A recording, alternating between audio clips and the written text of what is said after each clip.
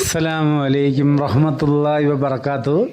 നമുക്കിന്ന് ഏലക്കാട്ടിലേക്ക് പോയിട്ട് നല്ല പഴുത്ത ഏല എടുത്തിട്ട് നമുക്ക് കുറച്ചായതുകൊണ്ട് നമുക്ക് കൂടുതലുണ്ടെങ്കിൽ സ്റ്റോറിട്ട് ഉണക്കാം. അപ്പോൾ കുറച്ചൊക്കെ ഉണ്ടെങ്കിൽ നമുക്ക് പിന്നെ അടുപ്പിൻ്റെ മുകളിൽ സ്ലാബ് ഇട്ട് ഉണക്കിയെടുക്കാം.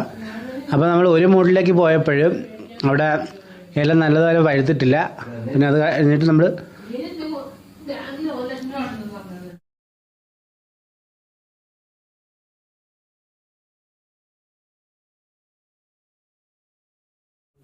അപ്പോൾ ഒരു മൂട്ടി ചെന്നപ്പോൾ നല്ല പഴുത്ത് വന്നിട്ടുണ്ട്. അപ്പോൾ നമ്മൾ എടുത്ത് നല്ല പഴുത്ത് വന്നിട്ടുണ്ട്. അപ്പോൾ കുറേ ഒന്ന് പറിച്ചിട്ട് നമ്മൾ കുറേ ഒന്ന് പഴുത്തത് കിട്ടിയായിരുന്നു.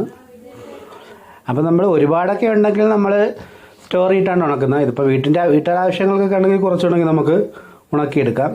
വീഡിയോ കണ്ടിട്ട് പറയുന്നത് എല്ലാവരും അടുപ്പിനെ മുട്ടിയിട്ടാണ് ഏല ഉണക്കി വയ്ക്കുന്നതെന്നും പറഞ്ഞുള്ളേ തോന്നിക്കളയത്. ഇത് വീട്ടാവശ്യത്തിനാണ് നമ്മളിങ്ങനെ കുറച്ചെടുത്തിട്ട് ഉണക്കിയെടുക്കുന്നത്.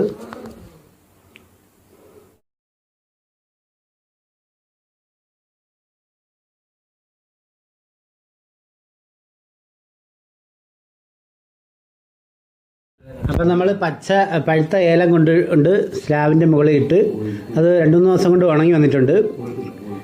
അപ്പോൾ നല്ല ഇതിപ്പോൾ ഉണങ്ങിയിരിക്കുകയാണ്. അപ്പോൾ ഒന്ന് പൊളിച്ച് കാണിച്ചു തരാം. നല്ല ഉണങ്ങിയിട്ടുണ്ട്.